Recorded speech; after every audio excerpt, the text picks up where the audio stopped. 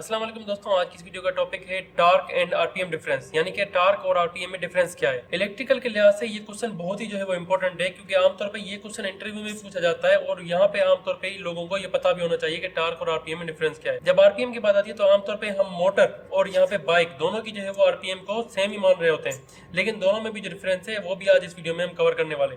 तो जब हम आरपीएम की बात करें तो आरपीएम का फुल फॉर्म होता है रोटेशन पर मिनट। अब इसका मतलब होता है कि आपकी जो मोटर है, मान लीजिए आपकी एक मोटर है, तो उसमें जो है वो एक शाफ्ट लगी हुई होती है, उसके बीच में एक रोटर होता है। अब ये रोटर कितनी बार जो है वो 1 मिनट में रोटेट कर रहा है, एक ही डायरेक्शन से वो घूम के दूसरी डायरेक्शन में वापस कितने जो है वो टाइम्स आ रहा है 1 मिनट के अंदर, उसको कहते हैं रोटेशंस पर मिनट, यानी कि 1 मिनट में कितनी जो है वो रोटेशंस ये ले रहा है। एग्जांपल के लिए मान लीजिए कि आपकी जो है वो ये शाफ्ट है और यहाँ से जो है उसको स्टार्ट होना है। अगर ये 1 मिनट में सिर्फ एक ही बार ये रोटेट करेगा तो इसका मतलब है इस मोटर की जो आरपीएम है वो यहाँ पे 1 आरपीएम हो जाएगी, और यही अगर 1 मिनट में 2 बार रोटेट करेगी तो इसका मतलब है कि इस मोटर की जो आरपीएम वो यहाँ पे 2 आरपीएम हो जाएगी। लेकिन आपको ये भी इंफॉर्मेशन होना बहुत इंपॉर्टेंट है कि मोटर जो है वो आमतौर पे 3000 आरपीएम की होती है।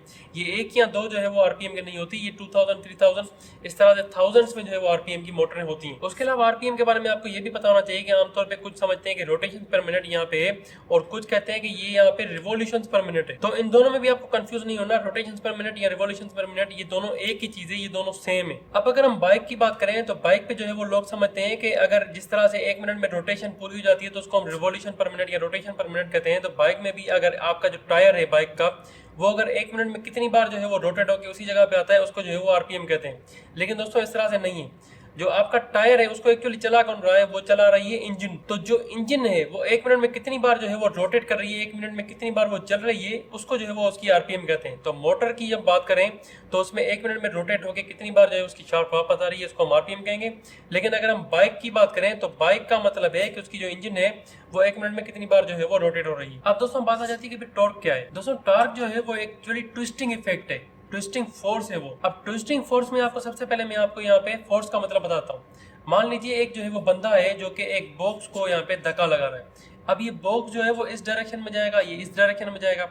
तो ये जो बॉक्स मोशन जो है वो कवर कर रहा है वो एक्चुअली जो है वो लीनियर है, मतलब वो एक ही डायरेक्शन में जो है वो फ्लो होगा। तो इसको लीनियर मोशन कहेंगे या लीनियर जो है वो फोर्स कहेंगे। अब हम बात करते हैं कि ट्विस्टिंग फोर्स का मतलब क्या है। अब ये जो बंदा जो है वो इस बॉक्स को आगे धक्का रहा है, वो लीनियर डायरेक्शन में जा रहा है, वो स्ट्रेट डायरेक्शन में जा रहा है, वो स्ट्रेट मोशन में जो है वो फ्लो हो रहा है। लेकिन अगर जो है वो यही जो है वो बॉक्स अगर उसको जो है वो ट्विस्ट करे, यानी कि जो है वो एक डायरेक्शन में जा जाए, वो वहां पर रोटेट हो, मतलब अगर कोई भी चीज रोटेट होगी इंस्टेड ऑफ वो एक लाइन में जाए, तो उसको जो है वो हम ट्विस्टिंग फोर्स कहेंगे, उसको हम यहाँ पे टार्क कह देंगे। तो इसलिए हम जो मोटर हमारी जो शाफ्ट उसमें रोटेट होती है वो एक्चुअली किसी एक डायरेक्शन में नहीं जा रही होती, वो यहाँ पे राउंड शेप में जो है वो घूम रही होती है।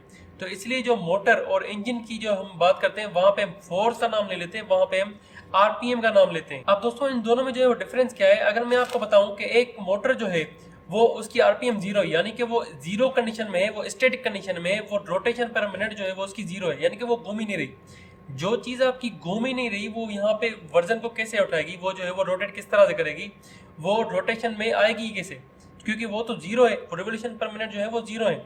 आपकी वो मोटर की जो रिवोल्यूशन है वो भी 0 है और उसकी जो टार्क है वो भी ऑटोमेटिकली 0 हो जाएगी। यानी कि अगर आपकी मोटर की जो है वो आरपीएम 0 है तो आपकी जो टार्क हो जाएगी वो भी जो है वो 0 हो जाएगी। और अगर आपकी मोटर की टार्क 0 है, यानी कि अगर आप मोटर को कोई भी लोड ले रहे हैं, मैं यहाँ पे एक एग्जांपल ले रहा हूँ, बड़ा एग्जांपल ले रहा हूँ कि आप जो है वो मोटर को एक लोड ले रहे हैं और उस लोड की वजह से जो उसकी टार्क है वो यहाँ पे 0 हो रही है, उसको वो उठा ही नहीं पा रही, तो ऑटोमेटिकली आपकी जो आरपीएम है, जो मोटर की आरपीएम है, वो भी जो है वो यहाँ पे 0 हो जाएगी, क्योंकि आपकी जो मोटर है वो उस वजन को उठा ही नहीं पा रही, वो वहीं पे जो है वो रुक जाएगी।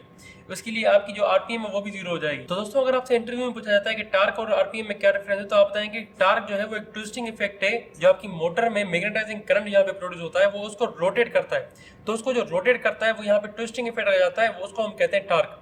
लेकिन अगर आरपीएम की बात करें तो वो तो रिवॉल्यूशन पर मिनट है, यानी कि 1 मिनट में कितनी जो है वो रोटेशंस ये मोटर जो है वो ले रहा है, मोटर की शाफ्ट 1 मिनट में कितनी रोटेशन ले रही है, उसको हम सिंपल आरपीएम कहेंगे।